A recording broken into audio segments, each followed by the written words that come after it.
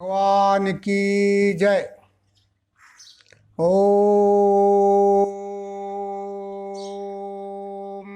तत्सत।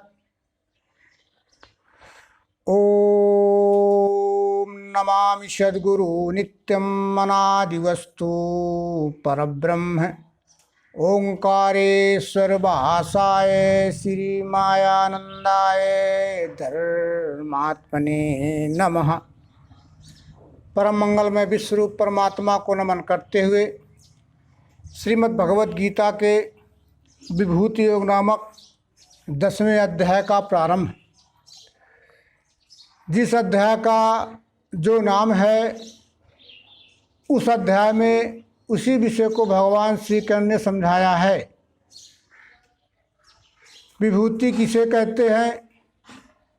जिस एक में अनेकों के बराबर शक्ति प्रभाव ऐश्वर्य रहता है होता है उसे विभूति कहते हैं। जब अपन हम शब्दकोश देखते हैं तो 3 शब्द आते हैं, भूति, विभूति, विशेष भूति। कुछ न कुछ शक्ति ऐश्वर्य प्रभाव हर एक में होता है तो उसको भूति कहते हैं। और एक में अनेकों के बराबर शक्ति प्रभाव ऐश्वर्य होता है उसको विभूति कहते हैं। और जो वो सर्वशक्तिमान होता है ऐश्वर्यवान होता है उसको विशेष भूति कहते हैं, जिसको अध्यात्म शास्त्र में अवतार या भगवान भी कहते हैं। तो भूति कहते हैं भक्तों को, विभूति कहते हैं संतों को, और विशेष विभूति कहते हैं अवतार भगवान को। तो विशेष विभूति होने के लिए शरीरधारी मनुष्य में 6 शक्तियाँ, 6 बल, 6 प्रभाव ज्ञान दृष्टि से, और 6 शक्तियाँ, 6 ऐश्वर्य, 6 गुण कर्म दृष्टि से होते हैं, उसको अवतार भगवान कहते हैं। तो ज्ञान दृष्टि से 6 भक्त कौन हैं, इनको अपन समझ लेते हैं। ज्ञान विज्ञान वैराग्य धर्म श्री विजय और भगो ध्रुव ऐश्वर्य संपन्नो योगी चा भगवान स्मृता। अब कर्म दृष्टि से 6 भक्त कौन होते हैं? उत्पत्तिम प्रलयम चा भूतानाम गतिम गतिम वेद विद्याम विद्या चा सुवाच्यो भगवान इति। उत्पत्तिम प्रलयम चा, अखिल विश्व ब्रह्मांड की उत्पत्ति प्रलय की इस क्रिया शक्ति को जानता है। भूतों की गति और अगति यानी जड़ शक्ति को जानता है। विद्या और विद्या इस इच्छा शक्ति को जानता है। इस तरह से त्रिविध शक्तियों के जो 6 प्रकार होते हैं उनको जानने वाला भगवान है। तो इस तरह से जो संपूर्ण मानव मात्र को सुचारू रूप से चलाने की जिसमें योग्यता होती है तो इन 6 भगों, 6 शक्तियों, 6 ऐश्वर्यों पर होती है। जिसमें 6 भग, 6 ऐश्वर्य शक्तियाँ होती हैं वो विशेष विभूति अवतार कहलाता है। अब यहाँ भगवान श्री कृष्ण अर्जुन को समझा रहे हैं। पुनः सुनो महाबाहो मेरे परम वाक्य, हितार्थ कहता हूँ मैं तुझको भक्त जान के। मेरा जन्म नहीं जाने महर्षि और देवता, क्योंकि महर्षि देवों का मैं ही कारण आदि हूँ। अनादि सबका स्वामी जो जन्मा मुझे लखे, मनुष्यों में वही ज्ञानी पापों से सब मुक्त है। भगवान श्री कृष्ण कहते हैं अर्जुन मैं तुम्हें फिर से समझा रहा हूँ, क्योंकि अर्जुन की ये बात ठीक से समझ में नहीं आई थी कि जो मेरे विश्वरूप परमात्मा का जन्म कब हुआ, इसका विलय कब और कहाँ कैसे होगा, ये बड़े बड़े देवता ब्रह्म ऋषि महर्षि नहीं जानते हैं, क्योंकि ये सब आदि हैं। ये अनादि से ही आदि उद्भव होते हैं। अनादि से ये आदि उद्भव हुए हैं। आदि उसे कहते हैं जिसके जन्म का समय उनके माता पिता का नाम, जहाँ जन्म उनका हुआ वो गांव, शहर या प्रांत, और उनका कब परिवर्तन हुआ, ये जानकारी पूरी की पूरी होती है, उसको आदि कहते हैं। और अनादि उसे कहते हैं कि इसके आदि मध्य अंत का पता नहीं है, पता नहीं होता है, उसको क्या कहते हैं? अनादि कहते हैं। तो ये सृष्टि आदि है और विश्वरूप परमात्मा अर्जुन ये अनादि है। वो विश्वरूप परमात्मा अजन्मा है। ऐसा जो विश्वरूप परमात्मा को जान लेता है वो करबंधन से वो मुक्त हो जाता है। तब वेदों में ये बात आई है, वेद ये कहता है कि जब हम इस विश्व की ओर देखते हैं तो तब हमें निश्चित कह सकते हैं कि विश्व ही परमात्मा है, विश्व ही ब्रह्म है। लेकिन ये संपूर्ण विश्व कहाँ से बना, इसको किसने बनाया, इसका विलय कब और कैसे कहाँ होगा, इसके जो विश्वरूप परमात्मा है अनादि है, इसके प्रभाव को यानी परिवर्तन को, लय को कोई नहीं जानता है। बुद्धि ज्ञान असमोह दम सत्य समक्षमा सुख दुख नाशोत्पत्ति जाने वैसे भया भय अहिंसा समता तुष्टि तपदान यसायस भूतों में मुझसे होवे भिन्न भिन्न विकार। ये विभूति के लक्षण बता रहे हैं, जिसमें ये 6 गुण होते हैं उसको विभूति कहते हैं। लेकिन कुछ लोग को ज्ञान तो नहीं होता, लेकिन बुद्धि के वो बड़े कुशाग्र होते हैं। कोई प्रिय से प्रिय वस्तु वियोग हो जाती है तो उनको किसी भी तरह का मोह नहीं होता है। तो भगवान श्री कृष्ण कह रहे हैं जिनमें ये गुण होते हैं जो बता रहे हैं वो विभूति कहलाता है। तो वो ज्ञान विज्ञान दोनों से संपन्न होते हैं। किसी प्रिय वस्तु के वियोग हो जाने पर किसी भी तरह को उनको शोक मोह दुख नहीं होता है। दम वो इंद्रियों को संयमित रखते हैं। सत्य विश्वरूप परमात्मा सत्य है, इसको जान करके सत आचरण करते हैं। सम मनोनिग्रह चित्त निग्रह उनका रहता है। क्षमा एक सीमित दायरे तक क्षमा करते हैं। अहिंसा अकारण किसी को कष्ट नहीं देते हैं। अब इस जगह थोड़ा हिंसा और अहिंसा को समझ लेते हैं। अहिंसा और हिंसा, हिंसा कहते हैं किसी को कष्ट देना, उसका नाम हिंसा है। लेकिन भगवान श्री माया चैतन्य जी ने कहा है कि अकारण किसी को कष्ट देना हिंसा है और कारण उपस्थित होते हुए हर तरह का दंड देना अहिंसा है। तो अकारण किसी को वो कष्ट नहीं देते, दंड नहीं देते हैं। समता सब में प्रेम में व्यवहार करते हैं। यदच्छा लाभ संतुष्ट रहते हैं। तप आचरण रूपी उनका तप रहता है। यथा सुपात्र को दान देते हैं। दान देना जरूरी है, लेकिन दान किसको देना है ये हमें जानकारी होनी चाहिए। नहीं दान देने वाला भी नरक को जाता है। दातारा नरक को यान्ति। इसके 2 उदाहरण देते हैं, एक सीता का, एक राजा नरक का।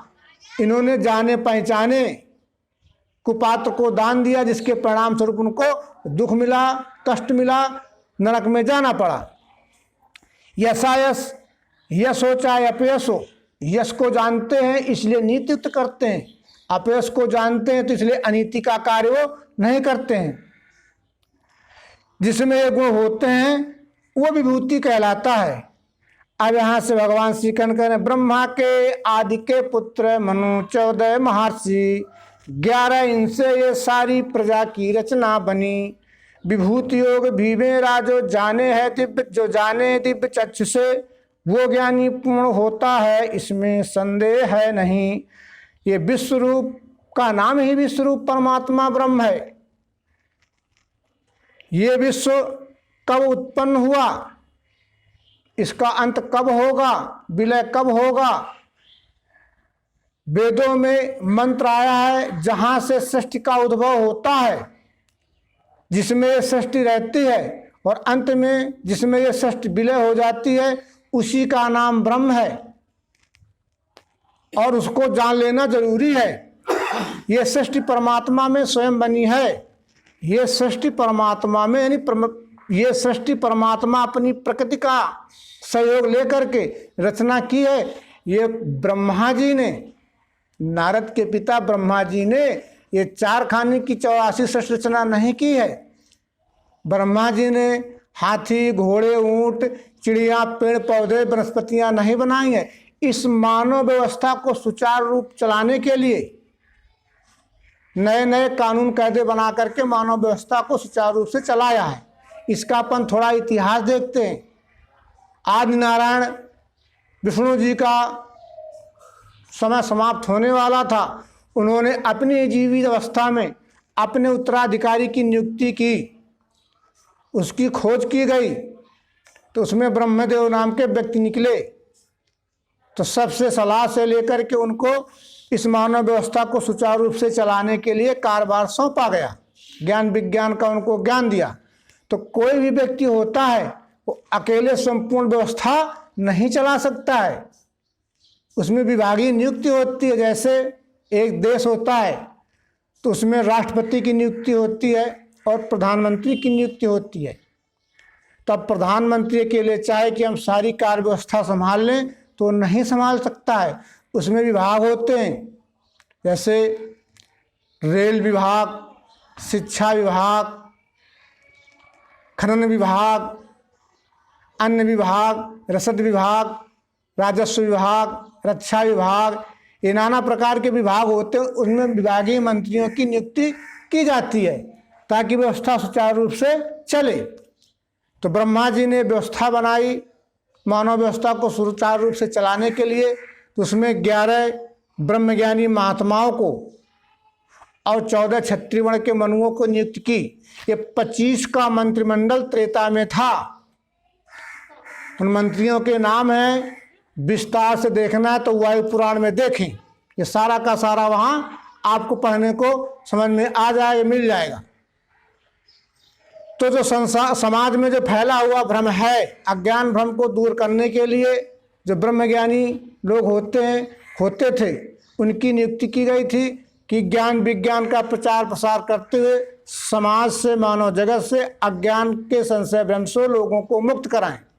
और उस ज्ञान विज्ञान के प्रचार प्रसार में किसी भी तरह की कोई बाधा लोग पहुंचाते थे तो मनु यानी जो क्षत्रिय वर्ण के लोग थे वो उनको दंड देते थे और ज्ञान विज्ञान का प्रचार प्रसार सुचारू रूप से चलता था। और इस मानव जगत में जितना भी रोचक भयानक संशय भ्रम मानव जगत में माना हुआ फैला था उसको वो खत्म करते थे। अब भगवान श्री कृष्ण कह रहे हैं जो विभूति योग है, ये दिव्य चक्षु के द्वारा जो जान लेता है वो ज्ञानी सारे संशय भ्रम से मुक्त हो जाता है। सबका उत्पादक मैं, मेरे में सब हो रहा, ये जाने मुझे से वे भाव से दृढ़ बुद्धि के, चित्त से प्रेम से मेरे मिलके बोध वे करें, संतोष से सदा मेरे गावें गुण रमा करें। सबका उत्पादक मैं, ये विश्व रूप परमात्मा अपनी प्रकृति का सहारा लेकर के चराचर सृष्टि का उद्भव करता है। और विश्व रूप परमात्मा की प्रकृति में ही सब कुछ हो रहा है। प्रकृति अपने 3 गुणों के माध्यम से चराचर सृष्टि का उद्भव करना, उसका पालन करना और उसको पुनः अपने में विलय कर लेना। ये सतोगुण, रजोगुण, तमोगुण की त्रिगुणात्मक क्रिया शक्ति है। रजोगुण से उद्भव, सतोगुण से पालन और तमोगुण से संहार विलय वो प्रकृति करती रहती है। इस तरह से जो मुझको जान लेता है तो वो मेरे को जानने वाला है। लेकिन विश्वरूप परमात्मा को जानने के लिए 5 बातें होना जरूरी है। चित्त लगा हो। जब विश्वरूप परमात्मा के जानने के लिए मनन चिंतन अभ्यास करें तो क्या है, सबसे पहले चित्त लगा हो। इसके बाद परस्पर प्रेम हो, प्रेम से मिलजुल करके बैठें। तो बैठें तो ज्ञान विज्ञान की चर्चा करें, अनावश्यक चर्चा न करें। और एक दूसरे का जो ज्ञान है उसका समन्वय करें, खींचातानी किसी भी तरह की न करें। इस तरह से भगवान श्री कृष्ण कह रहे हैं, ऐसे सदैव युक्तों को प्रेम से भजते हुए वो बुद्धि योग देता हूँ जिससे वे मुझ में मिले। उनका कल्याण करने को बुद्धि में स्थिर बैठ के तेजस्वी ज्ञान ज्योति से करता हूँ भ्रम दूर मैं। ये 5 बातें जहाँ हो रहती हैं उनकी बुद्धि में मैं उनका कल्याण करने के लिए विज्ञान रूपी प्रकाश बन करके उनके अंतःकरण में बैठ जाता हूँ और उनको विश्वरूप परमात्मा का ज्ञान अंतःकरण में प्रकाशित हो जाता है। भगवान श्री कृष्ण कह रहे हैं जो कुछ है वो विश्व में ही है, ये सब विश्व में ही उत्पन्न हो रहा है और विश्व में ही सब विलय हो रहा है। इस तरह से उत्पत्ति स्त्री लय की लीला इस विश्व में होती ही रहती है। अब अर्जुन बोला, अर्जुन क्या कह रहे हैं? परब्रह्म परम धाम अत्यंत सुचि आप हैं, आदिदेव अधिष्ठायी दिव्य पुरुष व्यापक, ये सर्व ऋषि तुमको और देवर्षि नारद असित देवल व्यास कहें जो तुमने कहा, मैंने सब सत्य ही माना कृष्ण जो आपने कहा। भगवान देव दैत्यों को नहीं दर्शन आपके, भूत भावन भूतेश देव देव जगतपते, तुम ही निज को आप जानते हो जनार्दन। जिन विभूतियों से व्यापा है विश्व आपने, कहो वो मुझको सारी विभूति दिव्य आपकी। तुमको चाहने वाला जानूं किस विधि कृष्ण मैं, किस किस भाव में कैसे आपका ध्यान मैं करूं। खोल के वो आत्मयोग और विभूति जनार्दन, फिर कहो प्यासा हूँ मैं विज्ञान अमृत पान का। अर्जुन भगवान श्री कृष्ण से कह रहे हैं आप परम ब्रह्म हैं, परम धाम है और परम पवित्र हैं। जैसा कि ऋषियों ने कहा है आप अजन्मा हैं, आदिदेव हैं, दिव्य पुरुष सब में व्यापे हुए हैं। ये जो देवर्षि नारद हो गए, असित देवल व्यास हो गए, ये जो कहा है ना, जिसको मैंने पढ़ रखा है, तो ये मेरे को अब सत्य दिख रहा है जो आपने मुझसे कहा है। जो ज्ञान विज्ञान का पीछे जो है उपदेश दिया है, मेरे को समझाया है, तो मेरे को सब सही समझ में आने लगा कि यही बात तो इन लोगों ने कही है आगे। लेकिन भगवान विश्वरूप परमात्मा का दर्शन बड़े बड़े देवों को, बड़े बड़े ज्ञानियों को, इनको सुलभ नहीं है, क्योंकि विश्वरूप परमात्मा का दर्शन दिव्य चक्षु योग के ही द्वारा होता है, अन्य क्रियाओं से नहीं। जिन विभूतियों से आपने विश्व को व्याप रखा है, उन विभूतियों को मेरी जान पहचान करा दीजिए। तुमको चाहने वाला जानू किस विधि कृष्ण में। यहां अर्जुन अब अपनी इच्छा प्रकट कर रहा है। अभी तक तो अर्जुन सिर्फ सुनता चला आया है, लेकिन सुनने के बाद जानने की इच्छा होती ही होती है। तो अब अर्जुन अपनी इच्छा प्रकट कर रहा है कि मेरे को उन विभूतियों का विश्वरूप परमात्मा का दर्शन कराओ। ये 2 श्लोकों में बात निकल के आ रही है। तुमको चाहने वाला जानू किस विधि कृष्ण में, तुमको यानी विश्वरूप परमात्मा को जानने की विधि क्या है, वो युक्ति मेरे को बताइए। और किस किस भाव में विश्वरूप परमात्मा का मैं ध्यान करूं। खोल के वो आत्मयोग दिव्य चक्षु के द्वारा। और विभूति जनार्दन, किन किन विभूतियों से आपने विश्व को व्यापा, उन विभूतियों का दर्शन। प्यासा हूं मैं विज्ञान अमृत पान का। अब मेरे को विश्वरूप परमात्मा का प्रत्यक्ष दर्शन कराइए। ये इन 2 श्लोकों में बात निकल के आ गई कि यहाँ अब अर्जुन जानने की इच्छा कर रहा है। अभी तक जो सुनता चला आया है, यही बात सर्वांग योग में भी आई है।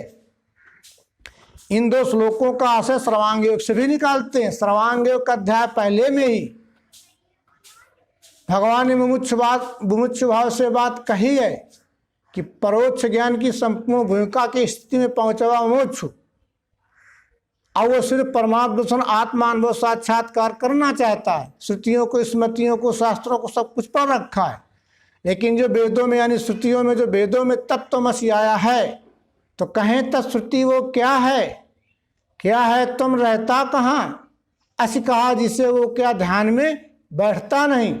देखना उसको कैसे जो देखे वह कौन है। अब जानना चाहता हूँ ये यथार्थ मुझको कहो। ये जो वेदों में तत्वमसि आया वो क्या है, कहाँ रहता है, अस नाम से किस वस्तु का बोध होता है, वो जानने की युक्ति क्या है मेरे को बता दीजिए। वो विश्वरूप परमात्मा क्या है, कहाँ है, कैसे है, तो ये मेरे को समझा दीजिए। तो यही बात भगवान श्री कृष्ण अर्जुन ने कही कि विश्वरूप परमात्मा क्या है, उसकी जानने की विधि क्या है, मेरे को समझा दीजिए। क्या, कहाँ, कैसे, कौन। इस तरह से खोल के वो आत्मयोग विभूति जनार्दन, फिर कहो मैं प्यासा हूं विज्ञान अमृत पान का। अब दोबारा फिर से इसको समझाइए, क्योंकि अब विश्वरूप परमात्मा का यानी विज्ञान अमृत पान का अब मैं प्यासा हूं, प्रत्यक्ष देखना जानना चाहता हूं।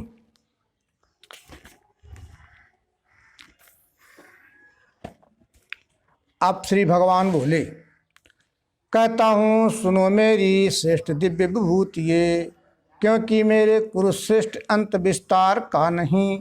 हे गुणाकेश मैं आत्मा, भूतों में सब हूँ रमा, मैं ही हूँ सब भूतों में के आदि मध्यांत काल में। आदित्यों में विष्णु मैं हूँ, ज्योतिन में अंशुमान रवि, नक्षत्रों में चंद्रमय हूँ, मारुतों में मरीच मैं वेदों में सामवेद, देवों में मैं ही इंद्र हूँ, मन हूँ इंद्रियों में भूतों में मैं सुचेतना।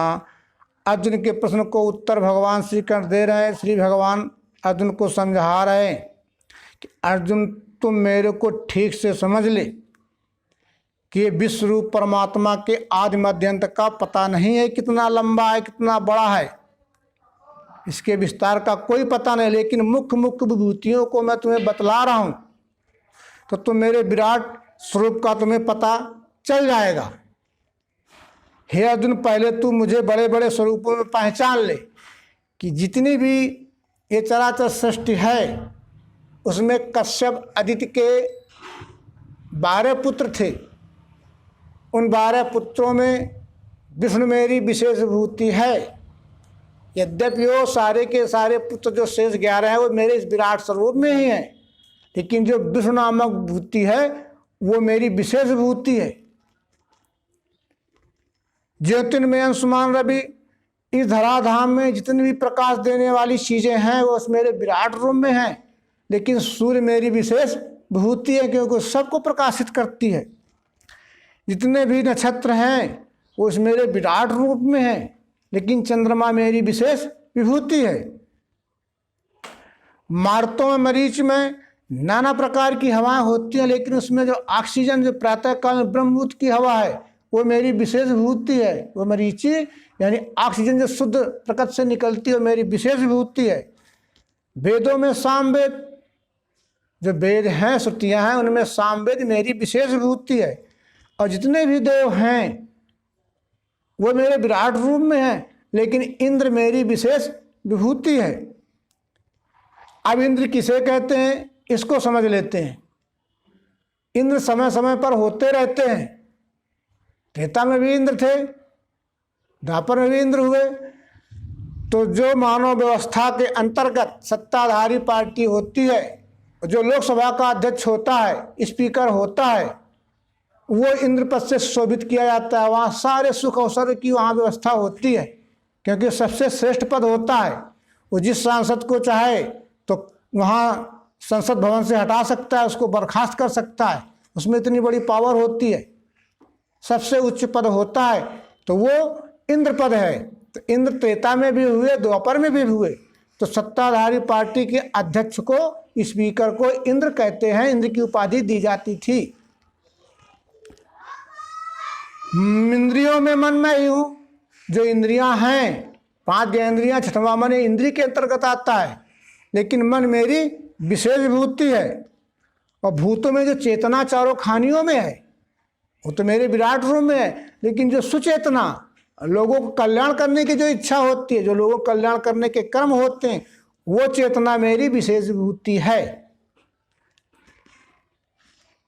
मैं हूँ शंकर रुद्रों में, कुबेर धनवान में, अग्नि मैं हूँ वसुओं में, पर्वतों में सुमेर मैं, जानो पुरोहितों में मैं हूँ मैं ही पार्थ बृहस्पति, स्कंद से नानियों में, सरों में मैं समुद्र हूँ। भगवान श्री कृष्ण कह रहे हैं अर्जुन से कि जो 11 रुद्र हैं वो मेरे विराट रूप में हैं, लेकिन शंकर मेरी विशेष विभूति है। इस धराधाम में जितने भी धनवान हैं बड़े से बड़े वो मेरे विराट रूप में हैं, लेकिन कुबेर मेरी विशेष विभूति है। अब कुबेर किसे कहते हैं? एक इस मानव जगत में आपत्ति आती है, कुबेरा आती है। एक समाज में आपत्ति आती है ना, इसको कहते हैं कुबेरा आई है।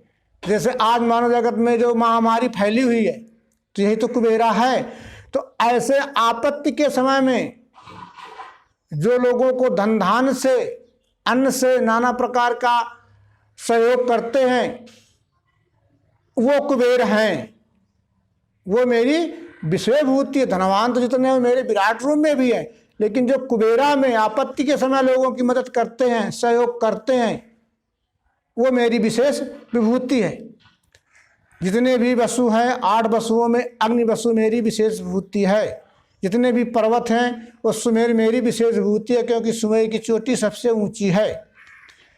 जितने भी पुरोहित हैं इस धराधाम में मेरे विराट रूप में है, लेकिन बृहस्पति मेरी विशेष विभूति है। जितने भी सेनानी हैं वो मेरे विराट रूप में है, लेकिन जो स्कंद सेनानी है वो मेरी विशेष विभूति है। जितने भी तालाब सरोवर हैं इस विराट रूप में, उनमें समुद्र मेरी विशेष विभूति है। क्यों कि भगवान श्री कृष्ण बड़ी बड़ी चीज़ों में पहचान करा रहे हैं, तो छोटी चीज़ें तो अपने आप समझ में आ जाएंगी। भृगु महर्षियों में मैं ही ओंकार शब्द में, यज्ञों में मैं जप यज्ञ, स्थावरों में हिमालय, अस्वस्थ वृक्षों में मैं हूँ ऋषि में श्रेष्ठ नारद, चित्ररथ गंधर्वों में, सिद्धों में कपिल मुनि।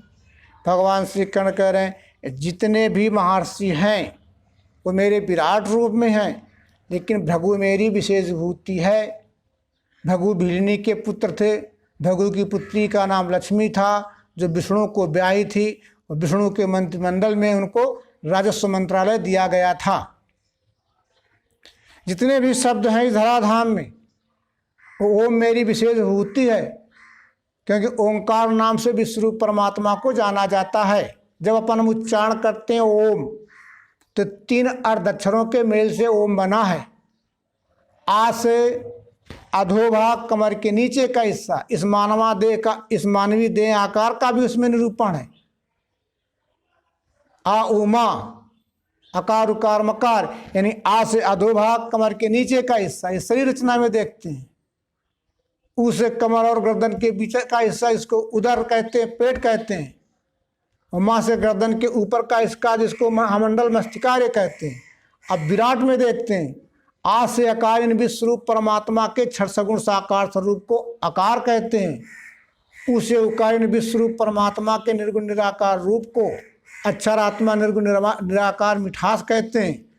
और जहाँ अकार उकार दोनों भाव अखंड विलय रहते हैं उसको मकार इन पुरुषोत्तम विश्वरूप परमात्मा कहते हैं। तो विश्वरूप परमात्मा को जानने में ओम शब्द मेरी विशेष विभूति है, क्योंकि ओम में विश्वरूप परमात्मा का ओम उच्चारण करने से या ओम शब्द में विश्वरूप परमात्मा का दर्शनयुक्त अनुभव होता है। यज्ञों में मैं जप यज्ञ नाना प्रकार के हो रहे हैं। इस धराधाम में स्वाहा वाले, व्यष्टि वाले यज्ञ नाना प्रकार के हो रहे हैं, लेकिन जो ज्ञान विज्ञान रूपी जप है, जा से जान पा से पहचान, जिस ज्ञान विज्ञान योग के द्वारा विश्वरूप परमात्मा की जान पहचान होती है, वो जप यज्ञ मेरी विशेष विभूति है। क्योंकि जा से जान और पा से पहचान, तो जिस ज्ञान विज्ञान के द्वारा विश्वरूप परमात्मा की जान पहचान होती है वो मेरी विशेष विभूति है जप। स्थावरों में हिमालय, जितनी खड़ी रहने वाली चीज़ें हैं उनमें हिमालय मेरी विशेष विभूति है, क्योंकि हिमालय का क्षेत्रफल बहुत बड़ा है। अस्वस्थ वृक्षों में हूँ ऋषि में श्रेष्ठ नारद। जितने भी वृक्ष हैं, वनस्पतियाँ हैं, वो मेरे विराट रूप में हैं अर्जुन।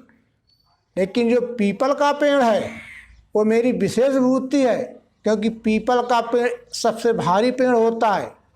वो 24 घंटे ऑक्सीजन देता है, प्राण शक्ति छोड़ता है, प्राणवायु हर समय वो छोड़ता है, ऑक्सीजन छोड़ता है, इसलिए वो मेरी विशेष विभूति है। ऋषि में श्रेष्ठ नारद, जितने भी ऋषि हैं उसमें नारद मेरी विशेष विभूति है। चित्ररथ गंधर्वों में, इसके पहले यहाँ थोड़ा समझ लेते हैं। यहाँ ऋषि मुनि देवर्षि महर्षि ब्रह्म ऋषि विभूति ये शब्द आए हैं, 3 शब्दों का लक्ष्य क्या है? ये जब जीव जान 4 खाने की 84 लक्ष्यों का भ्रमण करते हुए मनुष्य देह प्राप्त हुआ, मनुष्य पशु मनुष्य और नर देह को प्राप्त हुआ, तो उसको तत्दर्शी सतगुरु के द्वारा विश्व रूप परमात्मा का दर्शन हुआ। और वहाँ से उसकी ऊपर की बौद्धिक उत्क्रांति चालू होती है ज्ञान विज्ञान की। तो पहली भूमिका का नाम ऋषि है। ऋषि और मंत्र दिष्टारा युक्ति के द्वारा वो विश्व रूप परमात्मा को देख लेता है। उसके अंतःकरण में शुभेच्छा यानी अपने स्वरूप को जानने की इच्छा होती है। फिर मुनि होता है, रिसर्च करने के बाद मनन होता है तो मुनि कहलाता है। मुनि व्यास जी हुए, ऋषियों में अनेक ऋषि हो गए, मरीच, अंगिरा, अत्रि, पुलस्त्य, पुलह, क्रतु, वशिष्ठ आदि। अब मनन करने के बाद कुछ प्रकाश आता है तो तीसरी भूमिका का नाम देवर्षि है। इसमें आत्मानुभव साक्षात्कार हो जाता है। अब इसके बाद जब आत्मानुभव साक्षात्कार होने के बाद वो ज्ञान और बढ़ता है तो चौथी भूमिका का नाम महर्षि है। महर्षि में भी स्वरूप परमात्मा का दर्शन हो जाता है, निश्चय हो जाता है, लेकिन वहाँ आचरण भाव ठीक नहीं रहता है, आचरण में बात नहीं बनती है। तो उसका अभ्यास करते करते ये पांचवी भूमिका होती है उसको ब्रह्म ऋषि कहते हैं। यहाँ भी स्वरूप परमात्मा का दृढ़ निश्चय स्थिर हो जाता है और आचरण में बात आ जाती है, ईमानदारी के साथ व्यवहार होने लगता है। अब इसके बाद पांचवी भूमिका के बाद छठवीं भूमिका में पहुंचा हुआ व्यक्ति विभूति कहलाता है। जब वो आचरण पूर्ण रूप से पक्का हो जाता है, पदार्थ भाव धन संपत्ति भाव छूट जाता है, पदार्था भाव नहीं, ये पदार्थ भाव छूट जाता है, उसका नाम विभूति है। और जहाँ सारी कल्पनाओं का अखंड विलय हो जाता है उसका नाम छठी भूमिका के बाद सातवीं भूमिका का नाम संत है, यानी वहाँ वासना का क्षय हो जाता है। तो इस तरह से बातें आई। तो ये विभूति योग में सारी की सारी बातें क्रमतः से आ रही हैं। चित्ररथ गंधर्वों में, सिद्धों में कपिल मुनि, जितने भी ज्ञान करने वाले लोग हैं वो मेरे विराट रूप में हैं। लेकिन चित्ररथ नाम का गंधर्व है, ज्ञान करने वाला है, वो मेरी विशेष विभूति है, क्योंकि अच्छा गाने वाला, अच्छा स्वर निकालने वाला है। जितने भी सिद्ध लोग हैं, सिद्ध अवस्था में पहुँचे हुए लोग हैं, वो मेरे विराट रूप में हैं, लेकिन कपिल मेरी विशेष विभूति हैं। उच्चे श्रवा मुझे जानो, अश्वों में अमरोद्भव, ऐरावत गजेंद्रों में, मनुष्यों में नृपाल में, आयुधों में वज्र में हूँ, गौओं में कामधेनु में, प्रजा उत्पत्ति में काम सर्पों में मैं वासुकी। यहाँ भगवान श्री कृष्ण एक बात कह रहे हैं। भागवत में एक प्रमाण आया कि समुद्र मंथन हुआ। तो समुद्र मंथन किसने किया? देव और असुरों ने मिलकर किया। तो समुद्र मंथन करने में उच्चेश्रवा नाम का घोड़ा निकला, ऐरावत हाथी निकला, कामधेनु गाय निकली। ये बात आई है ना 14 रत्नों की। तो दैवासुर जब मंथन हुआ तो जल नामक समुद्र का मंथन नहीं हुआ, यानी प्रदर्शनी लगाई गई। और इस धराधाम में जो अच्छी से अच्छी नस्ल की चीज़ें थीं, अच्छी से अच्छी वस्तुएं थी, उस प्रदर्शनी में उन देशों को बुलाया गया, आमंत्रित किया गया कि आपके यहाँ जो अच्छी से अच्छी वस्तु हो या चीज़ हो या कुछ भी हो, उस प्रदर्शनी में ला करके पहुँचें। जैसे आज प्रदर्शनी लगती है ना, तो अच्छी अच्छी नस्ल के जिनके पास जो भी चीज़ें होती हैं वो लेकर के वहाँ प्रदर्शनी में पहुँचते हैं। तो फिर उसमें आंका जाता है कि कौन सी अच्छी वस्तु श्रेष्ठ है। तो जब मंथन हुआ, प्रदर्शनी लगाई गई, तो उसमें घोड़े आए नाना प्रकार की प्रजातियों के। उसमें सबसे श्रेष्ठ घोड़ा निकला अरब देश का, जो सबसे ऊंचा लंबा तेज दौड़ने वाला, चाहे पहाड़ हो चाहे मरुस्थल हो, खूब तेज दौड़ता है, सबसे अच्छा वो विभूति निकला। घोड़े तो विराट रूप में थे लेकिन विभूति निकला। अब इसके बाद जो ऐरावत नाम का हाथी आया, तो हाथियों की प्रजातियां 4 प्रकार की होती। एक मकनहा हाथी होता है, उसके वो नहीं निकलते हैं दांत। एक एक दंता होता है, उसके एक दांत निकलता है। एक 2 दांत वाला होता है, एक 4 दांत वाला होता है। जो 4 दांत वाला सफ़ेद रंग का भारी भरकम शरीर वाला हाथी होता है, उसका नाम ऐरावत है। ऑस्ट्रेलिया में पाया जाने वाला ये हाथी सर्वश्रेष्ठ निकला। ये मेरी विशेष विभूति है। जितने भी मनुष्य हैं उन मनुष्यों में राजा मेरी विशेष विभूति है। जितने भी अस्त्र शस्त्र हैं, मार करने वाले हथियार हैं, उसमें वज्र मेरी विशेष विभूति है। और गौओं में कामधेनु में जो गायें आई थीं, उनमें कामधेनु की जो नस्ल की गाय थी वो सबसे श्रेष्ठ निकली। बहुत अच्छा दूध देने वाली थी, सब गायों से श्रेष्ठ दूध देने वाली गाय कौन थी? कामधेनु थी। और आज कामधेनु की नस्ल आज भी लोगों के जबान में रहती है। बोले वो तो कामधेनु पाले हैं। जैसे आज मानव जगत में गायों की खोज की जाए, सबसे दूध देने वाली नस्ल की कौन गाय होती है, तो कौन सी गाय आज चुनी जाएगी? जर्सी गाय दूध चुनी जाती है और 78 लीटर दूध तक देती है। गुजरात में डेयरियाँ हैं, उनमें आया कि ये जो जर्सी गाय होती है ये दिन में 3 बार दूही जाती हैं और 78 लीटर तक दूध देती हैं। तो सबसे विभूति कौन गायों में निकलेगी? आज की जर्सी गाय निकलेगी, क्योंकि वो विशेष है। प्रजा उत्पत्ति में काम इच्छाएं नाना प्रकार की होती हैं, काम नाना प्रकार के होते हैं, लेकिन जो प्रजा उत्पत्ति के लिए काम है वो मेरी विशेष विभूति है अर्जुन। सर्पों में मैं वासुकी, इस धराधाम में नाना प्रकार की सांपों की जातियां हैं। उसमें अपने आए बरजतिया कहते हैं, पनिया कहते हैं, दुमही कहते हैं, नाना प्रकार की प्रजातियां, काला नाग भी कहते हैं। लेकिन जो वासुकी नाम का सर्प है, उसने जिसको काट लिया तो फिर वो जीवित रह ही नहीं सकता, इतना उसमें 30 जहर होता है। तो सबसे जहरीला सर्प कौन होता है? वासुकी। वो मेरी विशेष विभूति है। जिसको उसने काट लिया तो फिर उसका जीवित रहना ही नहीं है, ऐसा उसमें 30 जहर होता है। अनंत हूँ मैं नागों में, देवों में, जल के वरुण, यम मैं संयमियों में, पितरों में मैं आर्यमा, प्रहलाद मैं हूँ दैत्यों में, गणकों में मैं काल हूँ, मृगों में व्याघ्र मैं हूँ, पक्षी में बैनते मैं। अब अनंत हूँ नागों में, अब ये नाग शब्द आया है तो ये नाग मनुष्यों की जाति थी, एक नाग वंश था। तो जो अनंत नाम का नाग था उसकी बहन का नाम जगतकारु था, वो ऋषि पुत्र आस्तिक को भी आई थी। ये नाग जैसे कालिया नाग था, कहाँ? मथुरा में भगवान श्री कृष्ण के समय था ना, और भगवान श्री कृष्ण ने उसको मारा था, यानी मारा था, उसको घायल किया तो वहाँ से भगाया था। तो वो कोई बिल में रहने वाला सांप नहीं था, वो नाग वंश का आताताई व्यक्ति वहाँ रहता था। उस साम्राज्य में जो भी उसके साम्राज्य में कोई वस्तु पहुँच जाती थी वो उसकी हो जाती थी। जिसकी वस्तु पाता था जबरदस्ती हरण कर लेता था, अपने अधिकार में लेता था, उसको जैसा मन होता था उसके साथ उपयोग करता था। भगवान श्री कृष्ण का जब समय आया था तो वो उस क्षेत्र में घुसे थे और जा करके उसके साथ जबरदस्ती लड़ाई झगड़ा करके उसको अपने बस में किया था, मारा था। और ये हिदायत दी कि आप इस क्षेत्र को छोड़ करके, तुम इस क्षेत्र को छोड़ करके यहाँ से चले जाओ, नहीं तो मैं जान से मार दूंगा। इतिहास आया, उसको पना मिलान करके देखना। तो ये नाग मनुष्यों की उस समय जाति थी। नाग वंश भी है, पुराणों में जब देखते हैं तो पूर्व में नाग वंश भी हुआ है। तो उसमें जो अनंत नाम का नाग हो मेरी विशेष विभूति है। उसमें ज़्यादा ऐश्वर्यता रही होगी, ज़्यादा बलवान रहा होगा, ज़्यादा नीतियुक्त पुरुष रहा होगा। देवों में जल के वरुण, जितने भी देव हैं उसमें वरुण मेरी विशेष विभूति है, क्योंकि उस समय वरुण जी को जल साधन मंत्री बनाया गया था। वरुण देव को उस समय त्रेता युग में कौन सा पद दिया गया था? ये उनको व्यवस्था संभालने के लिए दिया गया था। यम में संयमों में, जितने भी संयम करने वाले लोग हैं उसमें यम मेरी विशेष विभूति है। यम कहते हैं दिनचर्या को। संयम कब होगा? जब यम नियम से चलोगे।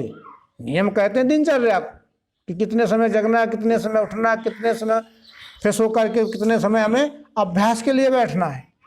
पितरों में मैं आर्यमा, पुरखे 8 प्रकार के होते हैं।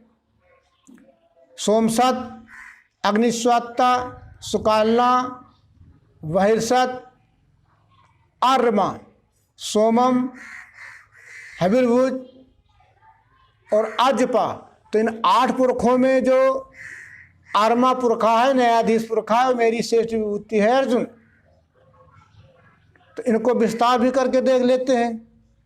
सोमसत पुरखा उसे कहते हैं, ये सोमे जगत स्वरे पदार्थ विद्यायाम सिद्धंति ते सोमसदा। जो लोग भी अध्यात्म विद्या को जानते हैं, नाना प्रकार के उपयोगी पदार्थों का आविष्कार करके मानव जगत में उपलब्ध कराते हैं, वो सोमसत पुरखे हैं, इनकी सेवा करनी है।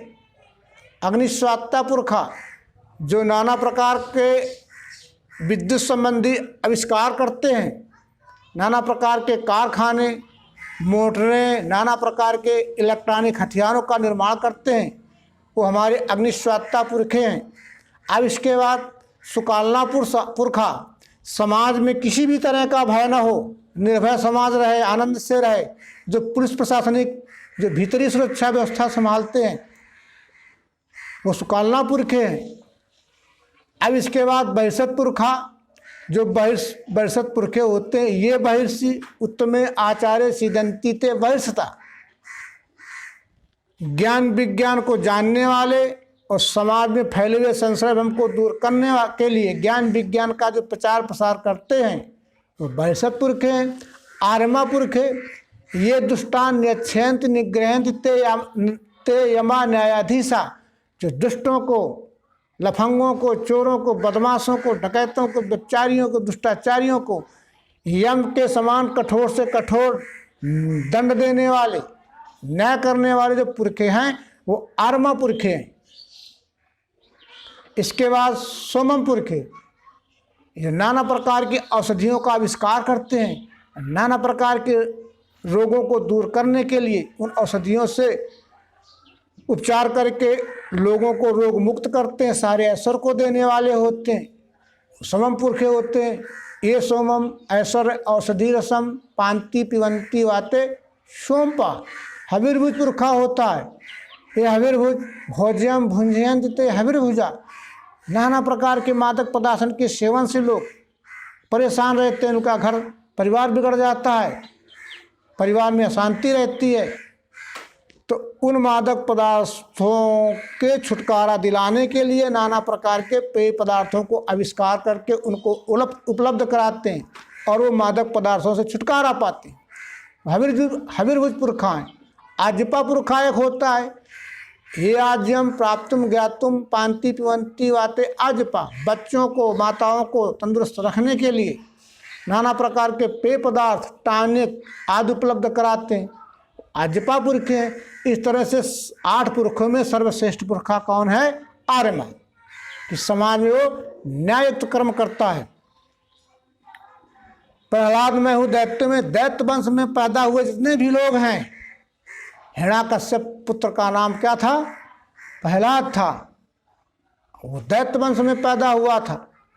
तो उनमें जो प्रहलाद है वो मेरी विशेष विभूति है। वो तो सब मेरे विराट में रूप में है, लेकिन प्रहलाद क्या है? मेरी विशेष विभूति है। गणकों में मैं काल हूँ।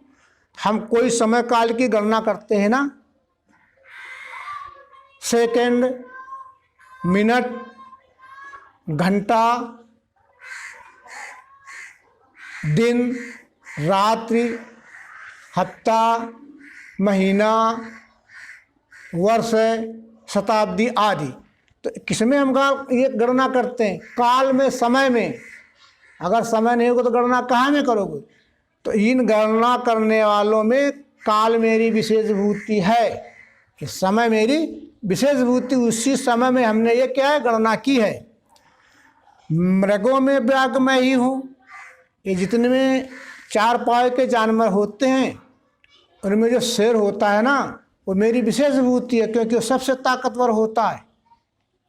पक्षी में बेनते मैं, जो नाना प्रकार के छोटे से छोटे पक्षी लेके बड़े से बड़े पक्षी होते हैं, वो मेरे विराट रूप में अर्जुन है। लेकिन जो बाज है ना, वो मेरी विशेष विभूति है, क्योंकि बाज के समान दूसरा पक्षी ताकतवर नहीं होता है। वायु सूचिकर्ताओं में, मत्स्यों में, ग्रह रूप में, शस्त्रधारियों में, राम, नदियों में मैं जानवी, आदि मध्य अंत में हूँ अर्जुन सब सृष्टि का, विद्याओं में ब्रह्म विद्यावादियों का सुबाद में।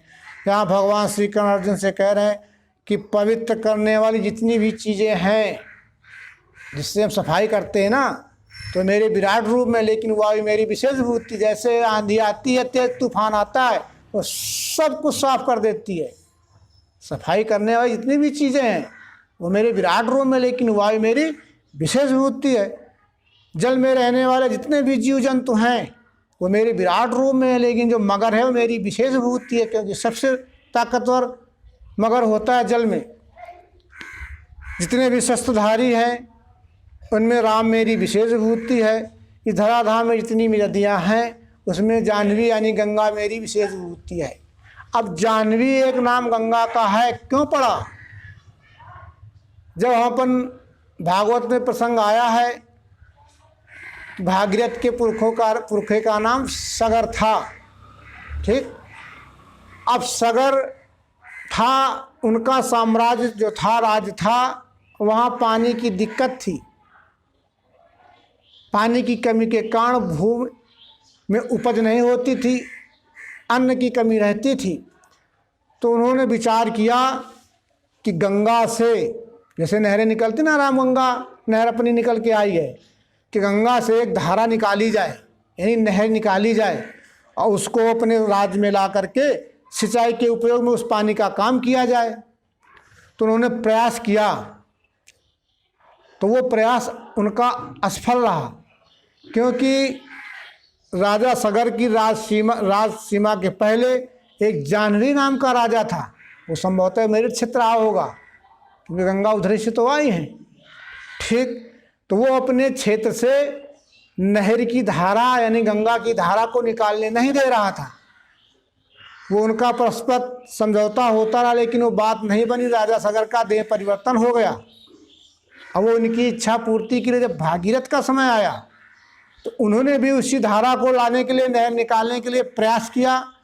तो प्रयास करने में भागीरथ ने शंकर की मध्यस्थता ली, भगवान शंकर की मध्यस्थता ली, और जाह्नवी के पास गए और जाह्नवी से अपना प्रस्ताव रखा कि भैया हमारा सीमा क्षेत्र है, पानी की कमी होने के कारण अन्य पूर्ण से उत्पन्न नहीं होता। आज जो भी समझौते में बातें हुई हों, ये तो अपनी बात कही जा रही, लेकिन समझौते में जो बातें रखी गई हों, तो जाह्नवी ने शर्तें रखी।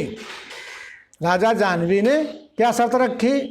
ये जो नहर निकलेगी, गंगा की धारा निकलेगी, उसका नाम जाह्नवी होगा, मेरे नाम से धारा रहेगी। दूसरी बात, जो हमारी राज सीमा का क्षेत्र यानी भूमि उस नहर में जाएगी तो उसका हर्जाना खर्जाना देना पड़ेगा, उसकी भरपाई करनी पड़ेगी नुकसान की। तीसरी बात कि उस नहर से, उस गंगा की धारा से हम भी अपने क्षेत्र की सिंचाई करेंगे। ये प्रस्ताव पास हो गया, ये प्रस्ताव भागीरथ ने स्वीकार कर लिया। अब गंगा की धारा निकालने के लिए सर्वे हुआ कि ऐसी जगह धारा निकाली जाए कि धारा यानी नहर सुचारू रूप से निकल जाए और राजा जाह्नवी की राज्य का जो ज़मीन है उसमें भी ज़्यादा नुकसान न हो। तो भगवान उसका सर्वे करा रहे हैं। तो आया है ना कि आगे आगे भगवान चले, पीछे से गंगा की धारा निकली है, यानी सर्वे चालू हो गया और नहर की खुदाई चालू हो गई, और जाकर के भागीरथ के यानी राजा सगर के राज्य में वो पानी की धारा पहुंच गई। और जैसे गंगा की धारा वहाँ पहुँची है तो भागीरथ के पुरखे सब तर गए, यानी को जो छूटा हुआ काम था कि नहर निकल जाए, हमारे राज्य की भूमि सिंचाऊ हो जाए, उपजाऊ हो जाए, तो वो उनका काम पूरा हो गया। तो राजा सगर यानी भागीरथ के पुरखे सब तर गए, इनका छूटा हुआ काम भागीरथ ने पूरा कर दिया। तो जितनी भी नदियां हैं इस धराधाम में, उनमें जाह्नवी यानी गंगा मेरी विशेष विभूति है। गंगा को शंकर नहीं लाए, शंकर की मध्यस्थता में जो जाह्नवी नाम की नहर थी वो निकाल के लाई गई राजा भागीरथ के यहाँ। उसके पहले भी गंगा थी, क्योंकि गंगा तो कहाँ से निकली है? गोकर्ण से, जो हिमालय क्षेत्र में संभवतः पड़ता है। ठीक, अर्जुन आदि मध्य अंत मैं हूँ इस सृष्टि का, ये विश्वरूप परमात्मा आदि मध्य अंत इस चराचर सृष्टि का अर्जुन मैं ही हूँ। ये विश्वरूप परमात्मा यानी मैं आदि मध्य अंत चराचर सृष्टि का मैं ही हूँ। विलय होना, उद्भव होना, पालन होना, विद्याओं में ब्रह्म विद्या। इस धराधाम में 14 प्रकार की विद्याएं हैं। अन्य विद्याओं से हमारा सांसारिक, पारिवारिक, कौटुंबिक जीवन सुखमय चल सकता है, लेकिन विश्व रूप परमात्मा का प्रत्यक्ष दर्शन कराने वाली विद्या ब्रह्म विद्या विद्या नाम। दिव्य दृष्टि, दिव्य चक्षु, डिवाइन साइंस, दिव्य जौहर के द्वारा विश्व रूप परमात्मा खुदा गॉड वाहिगुरु नाम का प्रत्यक्ष यथार्थ दर्शन होता है। इसके बाद ही मनुष्य को अंतिम सुख शांति की प्राप्ति होती है और संशय भ्रम से मुक्त होकर के अनन्य भाव से विश्व रूप परमात्मा की सेवा करता है। तो विद्याएं 14 प्रकार की होती, कौन कौन सी होती हैं? ब्रह्म ज्ञानम, रस ज्ञानम, वेदम, स्वदरम तथा व्याकरणम, ज्योतिषम चयु, धनुर्विद्या तथा मता, जलोत्तरण कम न्याया, कोकाश अश्रोणिता, नट विद्या, कसर वैद्यम विद्या होते चतुर्दशा। तो उसमें ब्रह्म विद्या विद्या नाम है। ब्रह्म विद्या मेरी विशेष विभूति है क्योंकि इससे विश्वरूप परमात्मा का दर्शन होता है। वादियों का सुबाद में इस धराधाम में नाना प्रकार के वाद विवाद होते हैं ना। तो उसमें जो सुबाद है, उसमें जो सुबाद है, जो ज्ञानयुक्त वाद है, जो सत्संग रूपी वाद है, वो मेरी विशेष विभूति है। अकार्य अक्षरों में मैं, समासों में सुदंड हूँ, अनासी काल जो वो मैं, धाता हूँ सब विश्व का, मृत्यु में सबका हरता, दैव में दस मात्र का, स्त्रियों में कीर्ति लक्ष्मी, मैं वाणी बुद्धि स्मृति धृति। जितने भी शब्द हैं, अक्षर हैं, उन अक्षरों में आकार मेरी विशेष विभूति है। व्याकरण शास्त्र में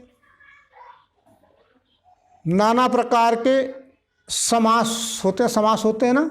व्याकरण में समास पढ़ाए गए ना, उनमें द्वंद्व नामक समास है, वो मेरी विशेष विभूति है। अनासी काल जो वो मैं धाता हूँ सब विश्व का, ये काल अनासी है, इस विश्व का धारण करने वाला अर्जुन ये विश्वरूप परमात्मा ही है, मैं ही हूँ। मृत्यु में सबका हरता, जितने भी हरण हो रहे हैं, हरण नाना प्रकार के होते हैं ना, तो उसमें मृत्यु मेरी विशेष विभूति है क्योंकि प्राण हरण के बाद फिर प्राण वापस नहीं आ सकते हैं। और तो किसी वस्तु का अगर हरण हो गया है तो वस्तु मिल भी सकती है। जैसे आज हरण होते हैं ना, लोगों का लोग हरण कर लेते हैं, लेकिन वो मिल भी जाते हैं और नहीं भी मिलते हैं। लेकिन मृत्यु ऐसी है कि अगर प्राण हरण हो गया तो फिर मिलने वाला नहीं है। तो मेरी विशेष विभूति है मृत्यु।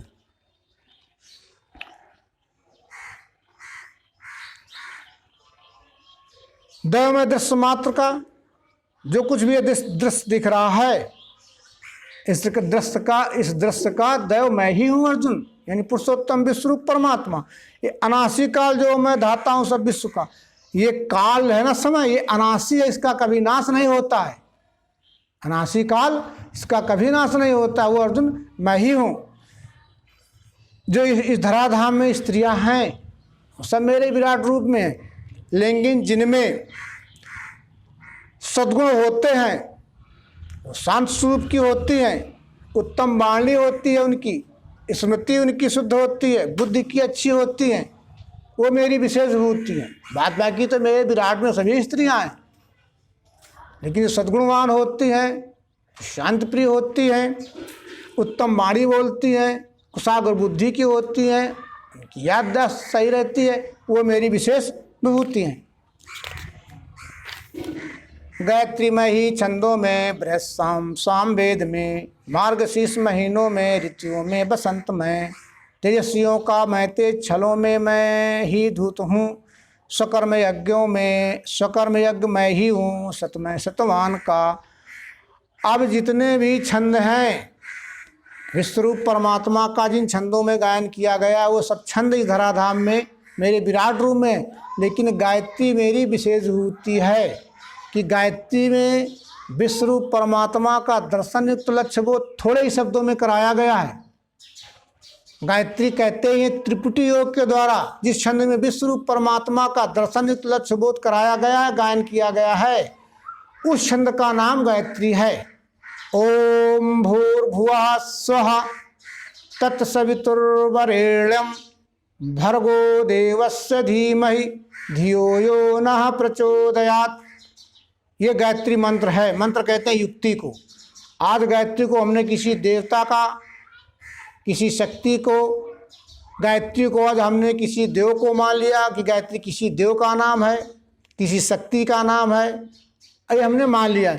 लेकिन गायत्री ये ना किसी देव का नाम है ना किसी शक्ति का नाम है। त्रिपुटी योग के द्वारा विश्वरूप परमात्मा की इस छंद में जान पहचान कराई गई है।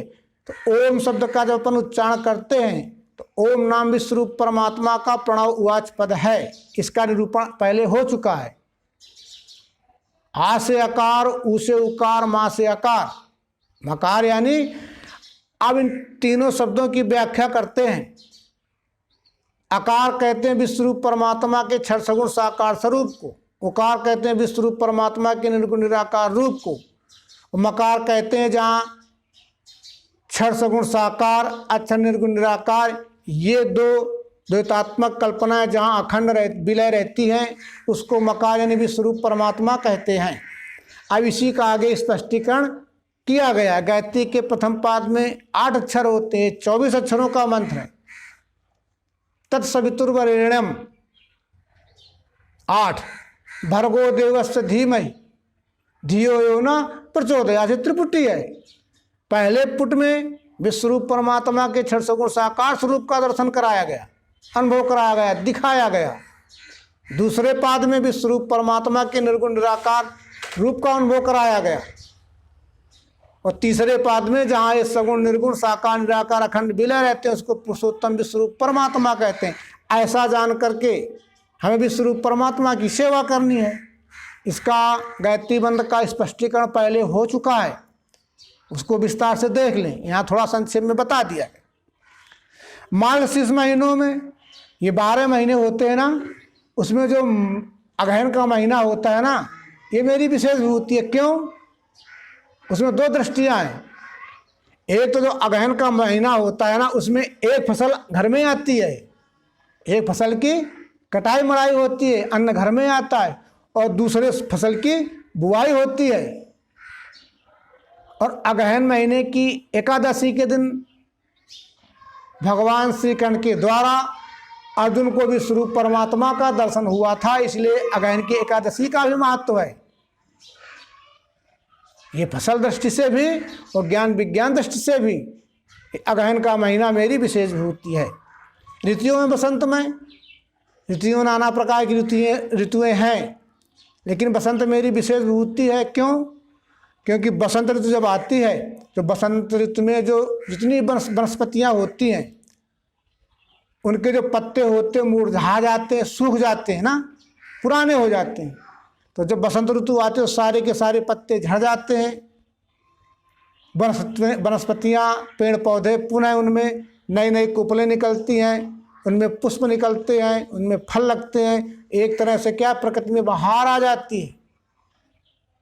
बसंत ऋतु में देखा होगा ना, जब आब की बौर निकलती है कैसी सुगंध सुगंध हवा आती है। तो बसंत ऋतु मेरी विशेष विभूति है। तेजियों का मैं तेज, आचरण रूपी तप को, जो आचरण रूपी तप करते हैं कहते हैं ना, तो उस तप को तेज कहते हैं। उस आचरण रूपी तप से तपे हुए को तेज कहते हैं, उसमें तेजता रहती है। तो वो जो तेज है तपवानों का, वो मेरी विशेष विभूति है। छलों में मैं ही धूत हूँ। इस धराधाम में जितने भी नाना प्रकार के छल कपट हो रहे हैं, विराट रूप में हो रहे हैं, लेकिन जुआ मेरी विशेष विभूति है। सबसे बड़ा छल जुए में होता है। इसका एक प्रमाण क्या है? कौरवों पांडवों का लेते हैं, जिसके कारण युद्ध हुआ, युद्ध के बीच से गीता निकली। ये गीता कहाँ से निकली? इसी द्वैत से।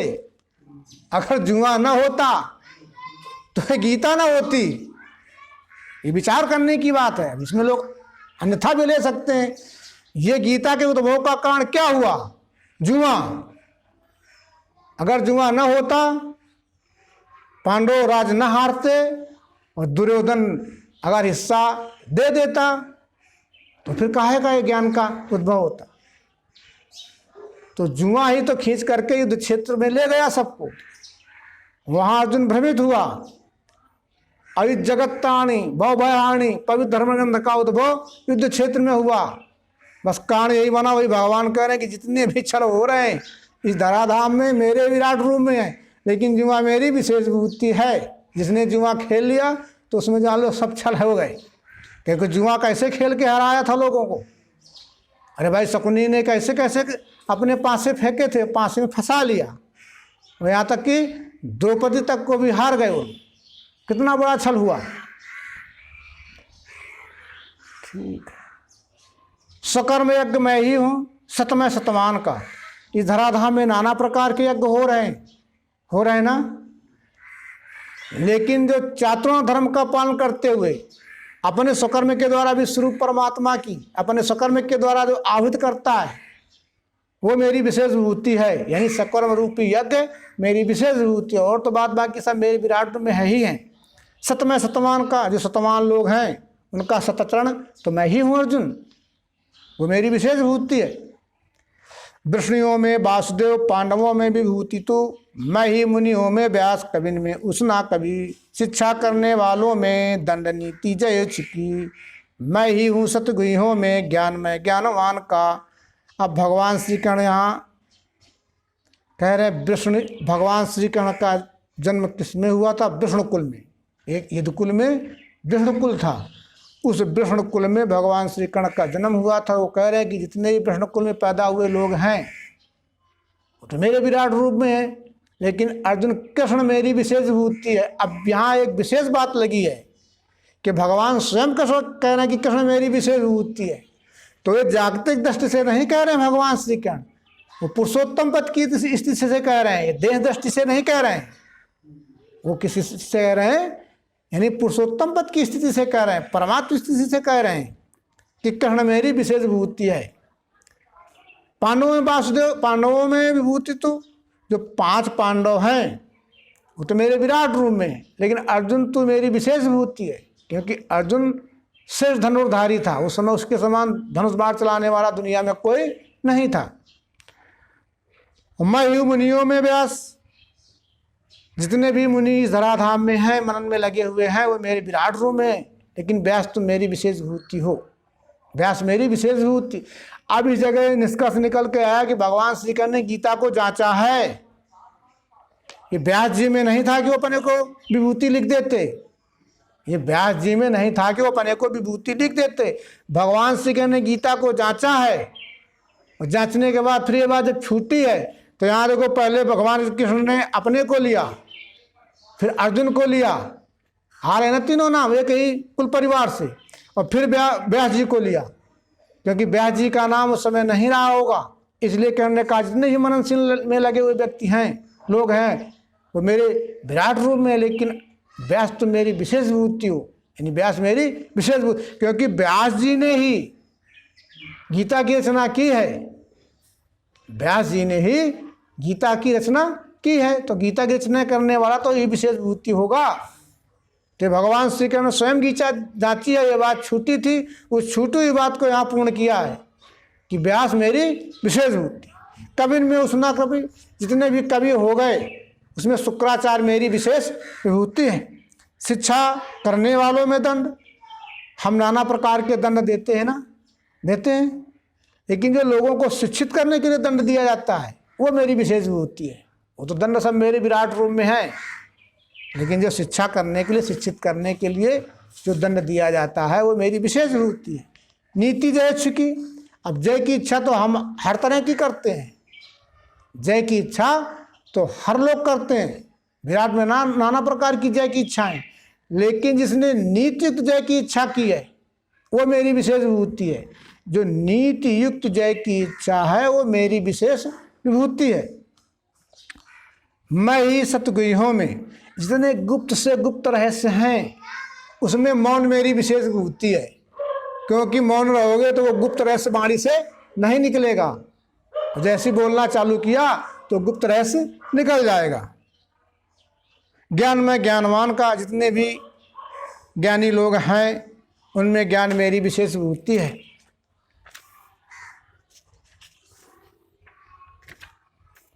अर्जुन सब भूतों का मैं हूँ बीज सनातन, मेरे बिना नहीं है वो जो चराचर भूत हैं, मेरे दिव्य विभूतिन का नहीं अंत परंतप, ये विभूति विस्तार मेरे उद्देश्य से कहा।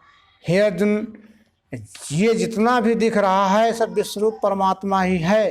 ये जो कुछ भी दिख रहा है, अपने से जो कुछ भी दिख रहा है, ये विश्वरूप परमात्मा ही है। और जितनी भी ये चराचर सृष्टि दिख रही है, ये दूसरा कुछ ही नहीं है, विश्वरूप परमात्मा का विराट स्वरूप है। इस सृष्टि स्वरूप के अंतर्गत आते विराट स्वरूप है। इसलिए अर्जुन, मैंने विशेष विशेष विभूतियों की जान पहचान तुम्हें करा दी है। मैंने तुम्हें विशेष विशेष विभूतियों की पहचान करा दी है ताकि तुम्हें विश्वरूप परमात्मा की जान पहचान सरलता से हो जाए। यद्यपि ये जितना भी दिख रहा है ये मेरा ही विराट रूप है, लेकिन विशेष विभूतियाँ बतलाने का तो यही है कि जिससे तुम्हें विश्वरूप परमात्मा का सरलता से निश्चय हो जाए। ऐश्वर्य अथवा शोभा जो जो श्रेष्ठ, हाँ, मेरे दिव्य विभूतिन का नहीं अंत परंतप, ये विभूति विस्तार मेरे उद्देश्य से कहा। ऐश्वर्य अथवा शोभा जो जो श्रेष्ठ प्रभाव की, वो विभूति मेरे ही तेज के अंश से हुई। अथवा इन बातों से अर्जुन लाभ क्या तुझे, इतना ध्यान में लेना मैं ही हूँ सब विश्व ही। अर्जुन, कहीं भी ऐश्वर्यता दिख जाए, सुंदरता दिख जाए, शक्ति दिख जाए, तो वो ये जान लेना कि विश्वरूप परमात्मा का तेजांश है। जहाँ कहीं भी सुंदरता दिखे, ऐश्वर्यता दिखे, तेज दिखे, शक्ति दिखे, तो वो ये जान लेना कि विश्वरूप परमात्मा का ही तेजांश यहाँ है। यद्यप सब कुछ मेरे में है, लेकिन मेरा तेजांश क्या है, विशेष क्या है, जहाँ ये चीज़ें तुम्हें दिख जाएं। लेकिन अर्जुन, हे अर्जुन, तुम्हें इन बातों से क्या लेना देना। बस इतना ध्यान रखना कि अपने से दिखने वाला विश्व का रूप ही विश्वरूप परमात्मा है। ऐसा जान करके ध्यानपूर्वक विश्वरूप परमात्मा की सेवा करनी है। इस तरह से भगवान श्री कृष्ण अर्जुन को समझाते हुए और स्वकर्म की ओर प्रेरित कर रहे हैं, समझा रहे हैं कि अपने स्वकर्म के द्वारा सच्चाई के साथ सेवा करो। यहाँ ब्रह्म विद्या अंतर्गत विज्ञान योग साध विषयक श्री कृष्ण अर्जुन संवाद रूप श्रीमद् भगवत गीतोपनिषद का विभूति संगक अध्याय 10वां